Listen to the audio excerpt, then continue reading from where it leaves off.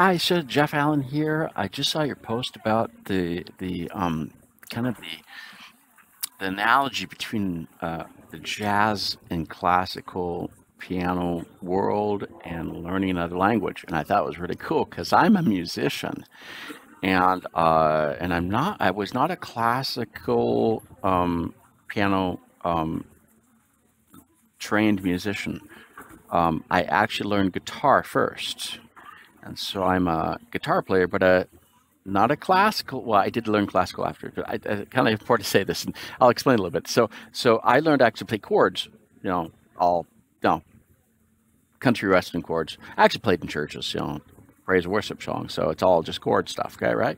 And I played in bands when I was young. So 15 by 18, I was already doing and I was playing in bands that were the people that I was playing with, the guy that was leading us, he was one of the musicians in Doc Severance's jazz group and on TV, and that's like top stuff. So I was in one of the bands that the guy was training us. He was top stuff, top stuff. He could play play any instrument. I'm not kidding, and he was very very demanding.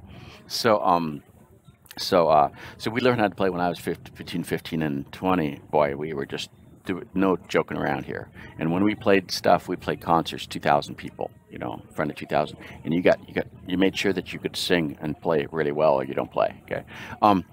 And but we would change. We played actually the keys of the songs. We'd change depending on because we had to get people to sing in the church songs. So you got all these hundreds of kids or hundreds of people singing. So you got to have them singing in a key that they can sing in.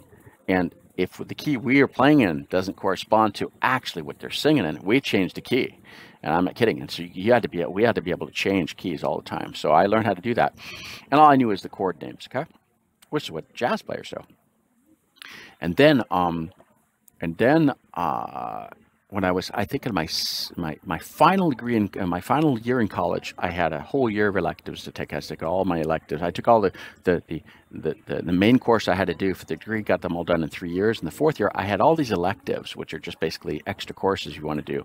And I just took a bunch of music courses. Okay, now I'd sung in jazz choir too in high school, so I actually did sing in the jazz choirs. I sang in a classical concert choir, and so when I was playing the guitar, I actually in high school. I actually also I did the classical concert choir, saw that, so concert custom, Handel's Messiah and all kind of stuff and all that. But I sang in the jazz choir. So hey, Manhattan Transfer stuff. That's cool stuff. Manhattan Transfer and a bunch of other stuff like that. And we had a men's quartet as well. And that was like early mornings before school started. And so I played and sang in competitions. And I didn't know how to read, but I learned how to read really quickly. Okay, I knew how to read chords, but I didn't know how to read the notes. On the partition, on the what do you call it, the scores. But I learned how to do that really quick in the concert choir and in the jazz choir. I kind of faked it a little bit, but I got pretty good got better at it over the time. And so I had all this kind of musical baggage. I mean, I don't want to call it baggage in the bad sense, but in a good sense, because I actually understood what I was doing.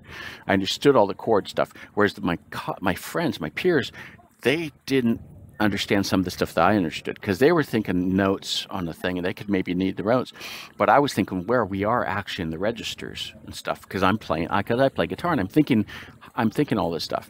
And I didn't know, I knew enough to get by, okay? And then at my fourth year in college, I had all these electives to take. So I took classical guitar, and I love that, okay? Because then I learned how to actually play that stuff. I actually taught myself piano from the guitar when I was 17. So in the middle of this, I decided, hey, I want to play piano. And hey, there are only 12 keys. This is kind of easy. This is all linear and it's cyclical. So I actually taught myself just mathematics: 1, 3, 5. And a 7 to learn the chords, play them all different versions. And I was like mastering the piano with chords, okay? And I kind of had my own method to do this. So I get to college, and so my fourth year in college, And then during 3 years, I didn't take the other musical things that were actually there because I didn't want to take them because it was like, this is all the classical stuff and I didn't want to do that. The fourth year, I took the classical guitar class for 2 or 3 semesters. I took a voice class, and that was cool because I was able to just like do what I wanted to do. And I was singing some songs I really liked, okay? But I already had the experience in singing too in several choirs, so that came out pretty well. And I took a beginner's piano class. So then I learned how to actually read the partition. So I knew how to play, but I read. So, and I got to the end of the semester where I actually was playing a song by reading it, which was a challenge for me because I was reading the score, I was reading the actual notes. But by the time you do it, after you've memorized the song. Actually, by the time you get to an audition, okay, you've actually kind of memorized the song, but you're still reading it. You're still reading because you got to actually follow the exact thing. Whereas when you're playing by ear, you're playing by what you feel, okay? So I actually had to learn to read and play it by what I was reading. Then, and then I took a composition class. I took a musical composition class. Music composition, I'm sorry. And that was fun. I mean, most people hate this stuff. I loved it. I actually had a portable keyboard. I had a little portable keyboard. I brought my guitar. And I was, like every day I was coming to college with literally a guitar and a keyboard, and I was coming. I was at lunchtime. I was doing work on stuff, and the music stuff. I finally had a serendipity moment when I was sitting there in this musical competition, this composition class, and he's teaching us the circle of fifths. And I'm going, oh, I totally understand this because I do this all the time without thinking about it. So when he's explaining, I'm just like, I was all figured it all out, and it made all sense to me immediately. All the stuff fit into I had the meta language of all this, of all the chords and stuff, and how they fit, and how the notes fit into all the chords in all of the different keys in parallel. I just looked at things and said, yeah, I understand the whole thing. And I had all my colleagues, the classmates saying, what's this? And I'm saying, hey, I play this all the time. I just changed so I could flip back and forth. I started making analogies actually of how when you're flipping back and forth between the keys and you're jumping between the number of flats and the number of sharps, you're just like when you're putting a wheel in the car, and when you put the wheel in the car, you always to the nuts on one corner, and then you do it the opposite corner, and you do up the corner, and it's exactly what you do when you count the number of flats or sharps. They're going back and forth, but the same way if you're doing this thing on the car wheel. I totally understood this. It just made sense. And this is the way I played for years. I mean, 2 decades I was doing this. And when I got to France, boy, that was like, come here. And everybody's classical. And some people will not even let me teach their kids how to play because I wasn't doing this the classical way, right? But I found some kids that really knew they had the ear like I did, but we had a better ear, and I want to train them, but their parents won't let me do it because I'm not doing. I said, let me help this kid because I'm going to make it interesting for him. And then I remember one time I finally went. My kids were going to take music classes, the music conservatory, all that kind of classical stuff and all that stuff. And so I asked the conservatory because they would teach adults too, and I said, "Can you kind of help me?" Because I'm told I don't play the way I'm supposed to play. And so the music, so they actually had the teacher that taught you, theory, okay, and the piano player. And the guitar, they had the several people there, the committee that were doing the admissions. And they said, well, show us. So I get down and I start playing. And the piano guy comes up, and he's like Malten. He comes up and says, And he starts playing something else. And he says, can you play that? And I said, well, I got to know what key you're in. Tell me what key you're in. Tell me what key you're in, actually. And then I will take it, and I will improvise on it, and it won't be exactly what you did, but what I'll do is I'll take all that and I'll write it up on the board in the score. And he says, whoa, what planet did you come off? Because I'm doing it the opposite way. I'm not reading and writing it. I'm actually taking what I'm playing, I'm writing it up the board. I'm doing it the opposite way that they've all been trained to do. And he says, how do you do this? I said, well, that's what I do. And he says, what are you? I said, I'm just an American. He says, oh, now I get it. See, so I learned the opposite, completely opposite way. I actually was reverse engineering the whole thing. Okay, but because I learned how to play guitar chords and all that, and all that, so I was actually, I can sit down. So what happened was, 2 years later, so SAP. Then we started having music activities and all that, and I set up the guitar lessons and the piano lessons. I finally wanted to work myself out of that job for free because it was kind of just a volunteer thing, and so I started hiring professors to do it. And I was very demanding for finding the piano teacher, because I would hook up the students immediately. I would have students playing the piano in 5 minutes that never played the piano before. I'm not kidding, 5 minutes, and they were just loving it. I'd have a room for 5, 10 people, and say, hey, I'll bet you all you'll be playing here by the end of 20 minutes, or 5 of you, they'll all be playing 20 minutes, and you'll all be paying the full year. If you can't play, if none of you can play, actually, if any of you in the room cannot play at the end of this 30-minute session the song that I'm showing you, then I will pay all of your membership fees for all 5 of you for the whole year. That's my guarantee. Whoa, they're all going, well, let's do it again. I said, you ready? And I think the fastest time we did all of them was 11 minutes. They were just like, we're paying now. So when I wanted to get my successor, I was very demanding about what I wanted, and they had to play a certain way. And so I had to go down and find the jazz players and stuff in France, Paris. I had to find the people, teachers, and it was really tough. And actually, I went to the jazz. I remember going to one jazz player.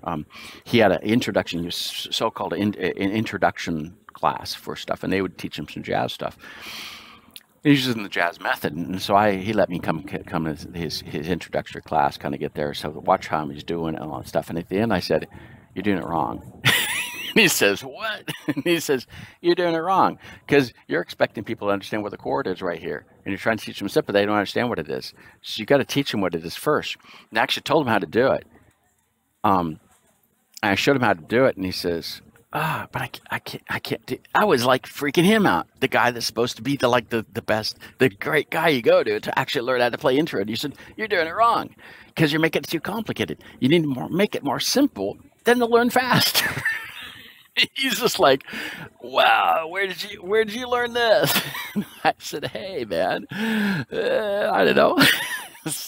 so I'm trying to tell a story here to say that, yeah, the and now I still can't play. I still playing the chords and just improvising on top of them, and it doesn't quite. It's kind of by ear and by chords, and I do have I know enough theory to get myself into trouble and out of a lot of trouble because I really understand it really well without reading. I'm not doing sight reading. I'm using the sight reading to actually decipher. I can decipher the thing, figure it out, and say, "Well, yeah, now write it down. We got to do it this way instead."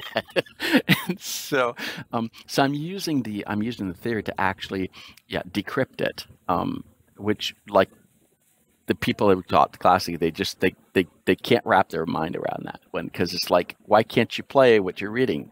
Because I can't, because I just never, because actually I don't play anything I don't like.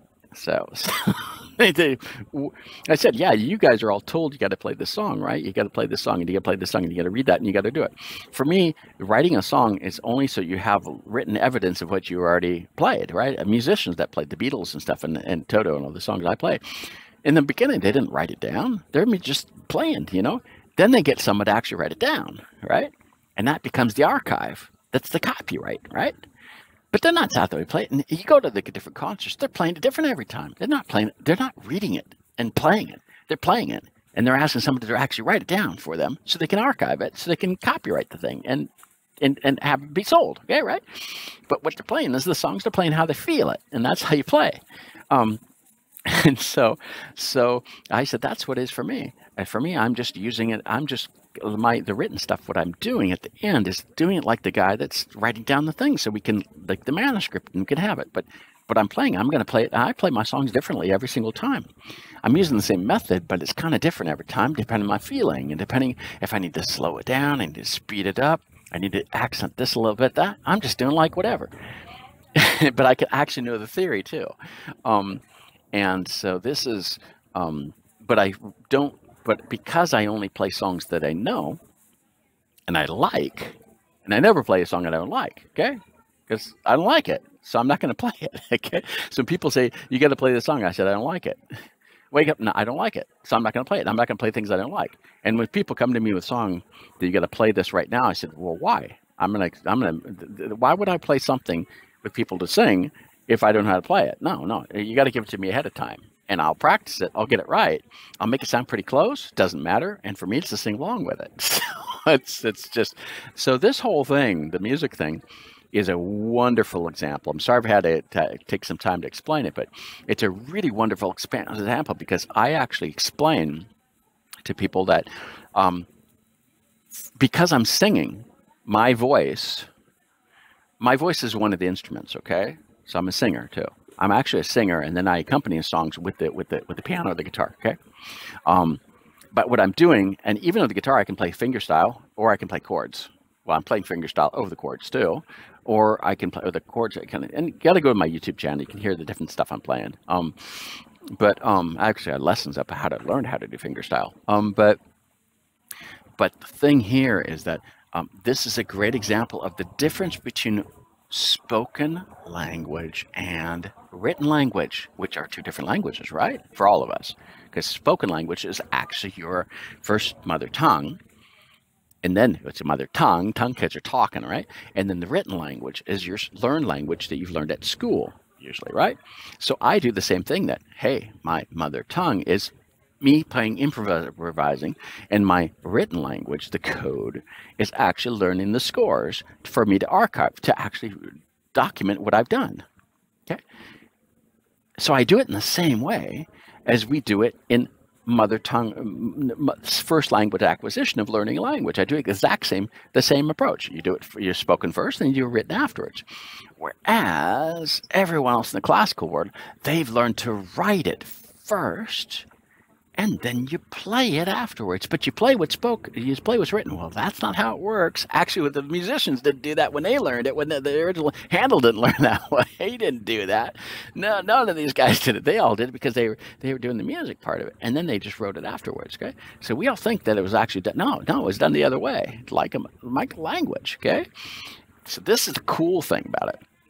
And so language is actually even closer. The whole thing is spoken and written language is close. The music thing is actually closer, but we're doing the opposite way. Just like if we told people you got to learn how to write a language first, it's like actually teaching. It's like actually teaching kids to actually write in a language they don't know in like Africa or Caribbean or whatever, or South America. You make them to learn to write a language first that they don't speak. And then afterwards, you have to learn to speak it. It's just totally backwards, So this is a great example. And I love to talk about this. And this is the kind of thing, it's hard to do a short video on this because to explain this kind of thing is like, how do you do analogies of this? How do you do this? And I can't even, here I could actually give examples, but I'm not going to do that because I need to play them to show them how you do it, how I do it. And I've actually analyzed stuff and done it, but it's so much like the language learning approach and language acquisition. Okay, not language learning, because language learning is something you do for a second language usually, or at least a written language. Okay, the written code. I'm going to call it written code, not written language. Written code of a language, but yeah, you're totally right. And I live this all the time. It's like people just saying, what are you doing? And so it's even beyond the jazz and the classical. It's even deeper than that. And there are some and actually there are two different codes. Really, what's important to see here is that the score, okay, the solfege, is one written code, and the chords are another type of written code. It's just a different variety that expresses the same thing. Because what is this? Cheating? It's not really cheating. I don't want to call it cheating. It's a how do you call this? I'm trying to think of this as I go here. This is called an abbreviated form. I'm going to call this an abbreviated form or a synthetic or summary form, because the chords are actually what they are is they're trying to express over a period within the measure. I got to think of these words because I'm thinking French here. Within the measure, the chord is actually the notes that are the 3 primary notes or 5 primary notes or whatever. That's actually covering a distance, and so the chord itself is covering that.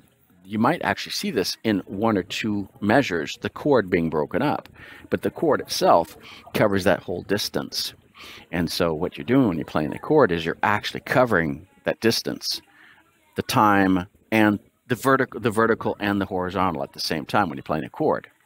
Whereas when you're playing a piano and classical, you're only covering the horizontal at certain points and handling the vertical over the period of time.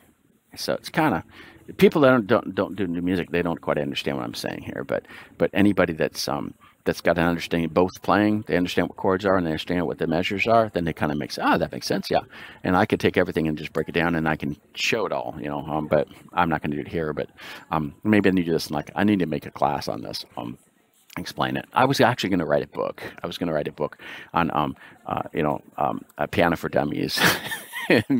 Piano and guitar for dummies. That's why I started making the YouTube videos, because it's just faster to do by YouTube videos rather than writing it down, because there are books. But when I read all these books, I'll tell you the truth. When I read the books, at least in France, I read the books that are for dummies, and I say those aren't for dummies. That's way too advanced. It's just too advanced. It's still not for dummies. For dummies, it needs to be easier.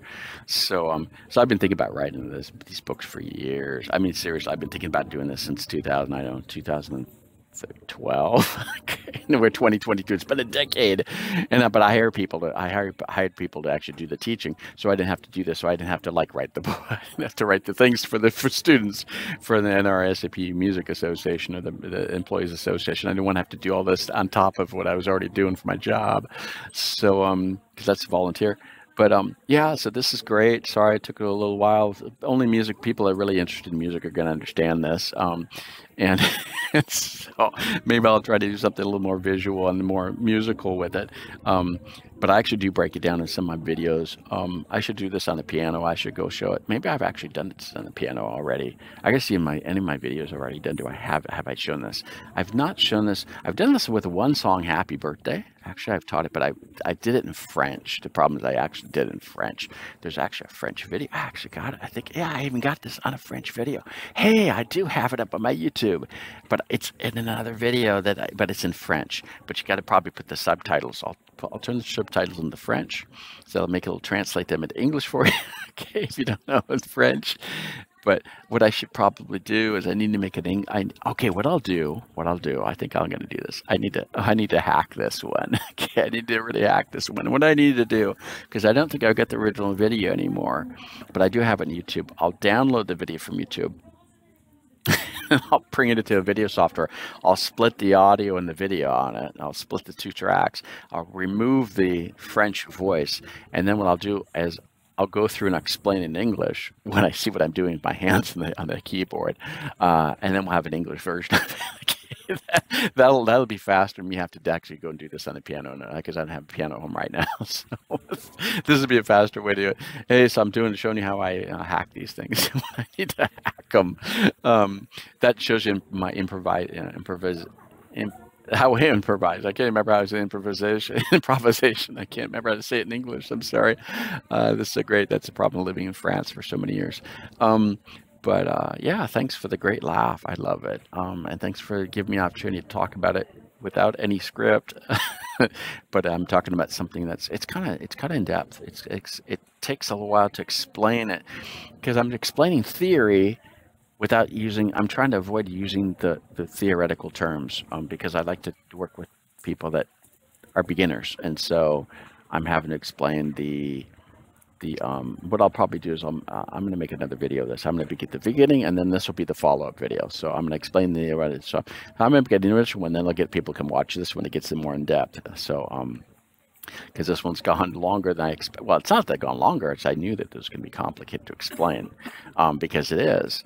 But it's because the theory is it's because these are different codes to actually represent the same thing.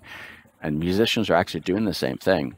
It's just that the accuracy is different. And I play to sing along, so my voice is actually it's actually the melody line. It's the melody line. So my voice actually plays that. The rest of my notes are actually kind of doing. They're filling in the gaps of the rest of the stuff. They're the other instrument. They're the other. It's my voice is going to be, if you want, the soprano line, which is the melody. And what happens is when I'm playing the instrument, I am playing the other parts. So I'm playing the tenor, the baritone, the soprano, the alto, and those different parts are actually being played by the instrument and covering all that. Plus the soprano is there too, but it's not being played as an individual notes along a linear approach. It's covering the vertical aspects of it. So yeah, I have to explain this more because this is kind of like we're already on the Star Trek version. We're going to the interplanetary. We're already getting beyond that what most people would be able to handle here. So for people that are in the know, this is great. People not in the know, I got to break it down more. So that's great. Thanks for letting me begin to explain this thing, because it's great. This is the analogy between music and language. Well, music is a type of language, so it is a type of code, an expression. So thanks so much.